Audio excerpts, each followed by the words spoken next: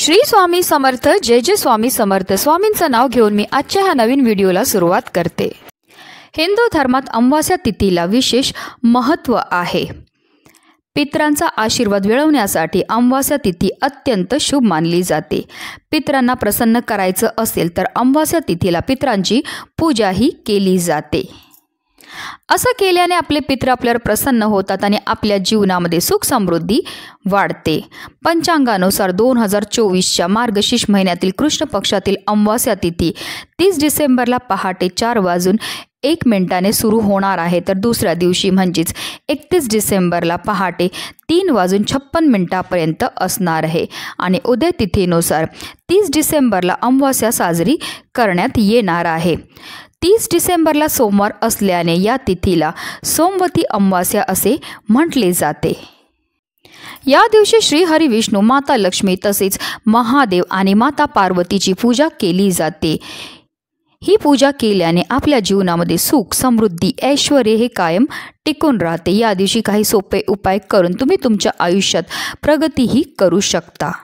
आणि म्हणूनच आपल्याला सोमवती अमावास्येच्या दिवशी दही भाताचा अत्यंत प्रभावी उपाय करायचा। हा उपाय केल्यामुळे आपल्या 3 पिढ्याचा पितृदोष संपणारच आहे, पण फक्त 24 तासामध्ये आपल्या घरामध्ये असणारी जेवढी पण नकारात्मकता, इडापिडा, नजर दोष, शत्रुबाधा नष्ट होऊन आपल्या संपूर्ण कुटुंबाची भरभरून अशी प्रगती होणार आहे। अतिशय प्रभावी असा हा उपाय, ज्याबद्दल सविस्तर आणि महत्त्वाची अशी माहिती मी तुम्हाला या व्हिडिओमध्ये देणार आहे, तर व्हिडिओ पूर्ण पहा। आणि जर तुम्ही माझ्या चॅनलवर नवीन असतील तर चॅनलला सबस्क्राईब करा आणि शेजारी बेल आयकन सुद्धा प्रेस करा, जेणेकरून तुम्हाला माझ्या नवनवीन व्हिडिओचं नोटिफिकेशन हे मिळत राहील आणि तुम्ही एक पण व्हिडिओ मिस करणार नाही। सोमवती अमावास्येच्या दिवशी आपल्याला सकाळी लवकर उठून स्नान करायचे, स्वच्छ वस्त्र हे परिधान करायचे। त्यानंतर पाण्यात लाल चंदन आणि गुळ मिसळून सूर्यदेवाला आपल्याला जल हे अर्पण करायचे। जल अर्पण करताना आपल्याला ओम सूर्यदेवाय नमः, ओम आदित्याय नमः या मंत्राचा जप हा करायचा। त्यानंतर आपल्याला विधिवत श्री हरी विष्णू, माता लक्ष्मी तसेच महादेव आणि माता पार्वतीची पूजाही करून घ्यायची। त्याचबरोबर या दिवशी तुळशीच्या पूजनाला सुद्धा विशेष महत्त्व हे दिलं जातं। सोमवती अमावास्येच्या दिवशी आपल्याला काही छोटे छोटे उपाय जे ते सकाळीच करायचे आहेत। आपला मुख्य प्रवेशद्वार जो आहे तो स्वच्छ पुसून घ्यायचा आहे। तसेच आपल्याला उंबरठ्यावर आवर्जून हळदीचं लेपन हे करायचं आहे। तसेच आपल्या उंबरठ्यावर आपल्याला पाणी शिंपडायचं आहे। त्याचबरोबर उंबरठ्याच्या दोन्ही बाजूला सुद्धा आपल्याला थोडं थोडं पाणी हे टाकायचं आहे, कारण अमावास्येच्या दिवशी आपले पित्र मृत्यू लोकातून ह्या भूतलावर येतात आणि ते आपल्या उंबरठ्यावर असतात। आणि जेव्हा आपण असं हे जल आपल्या उंबरठ्यावर शिंपडतो, त्यामुळे आपले पित्र ते जल ग्रहण करतात आणि ते तृप्त होतात आणि आपल्याला ते सुखी संसाराचा आशीर्वाद देत असतात। हिंदू धर्मग्रंथानुसार पूर्वजांच्या सदोष कर्माची फळं त्यांच्या वंशजांना भोगावी लागतात। यालाच आपण पितृदोष म्हणतात। ज्या व्यक्तींचे पूर्वज सुखी नसतात त्यांच्या कुंडलीत हा दोष तयार होतो।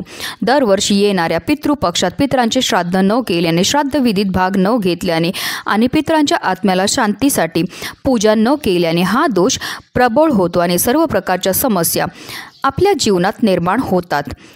या दोषामुळे कायम आपल्या घरामध्ये कलह होतात, भांडणं होतात, अचानक आजारपण येतं, कुटुंबामध्ये एकोपा राहत नाही, अचानक धनाची हानी व्हायला लागते, घरामध्ये सर्व सुख असूनही मनामध्ये समाधान नसतं, कायम मुलांच्या प्रगतीमध्ये अडथळे येतात। आपली मुलं खूप शिकलेली आहेत पण त्यांना नोकरी प्राप्तीमध्ये समस्या येतात, बऱ्याचदा मुलांच्या विवाह जुळण्यामध्ये समस्या निर्माण होतात, संतती प्राप्तीमध्ये समस्या निर्माण होतात। आणि जर तुमच्या जीवनामध्ये सुद्धा अशा प्रकारच्या समस्या निर्माण होत असतील तर आवर्जून तुम्हाला हा प्रभावी उपाय जो आहे तो करायचा आहे, कारण अमावास्या तिथीला आपले पूर्वज मृत्यू लोकातून ह्या भूतलावर येतात। ते कावळा, कुत्रा, गाय ह्या रूपामध्ये असतात आणि ते आपल्याला पाहत असतात की आपण त्यांच्याकरता कोणते सेवा किंवा कोणते दान हे करत आहेत।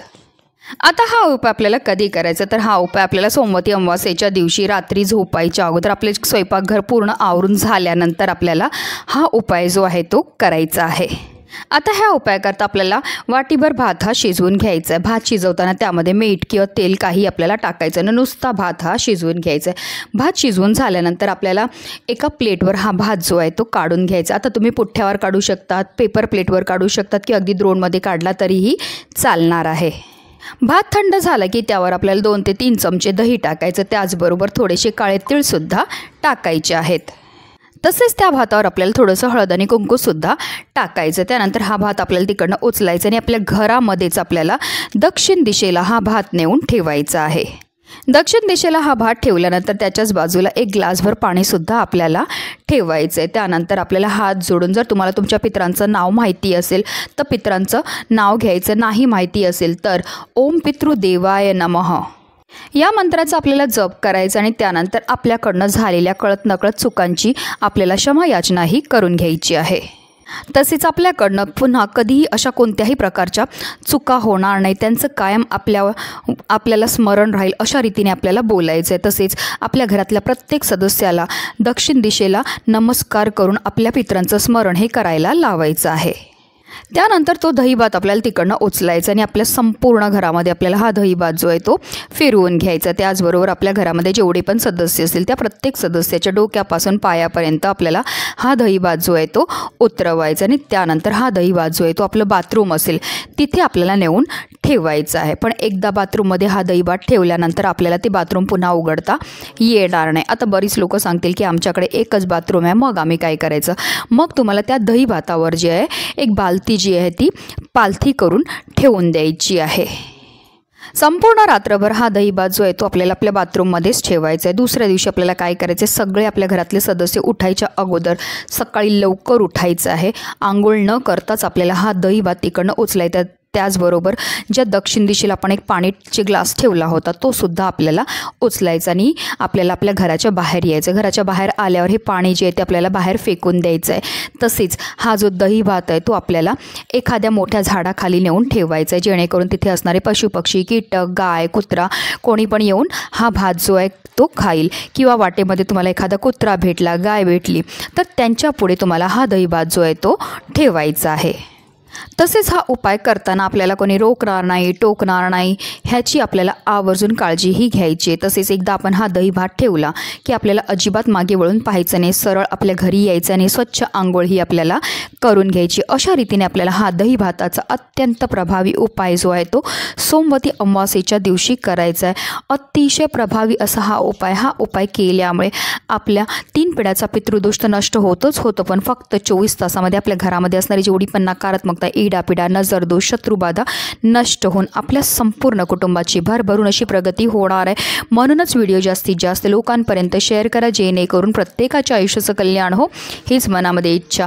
श्री स्वामी समर्थ। जय जय स्वामी समर्थ।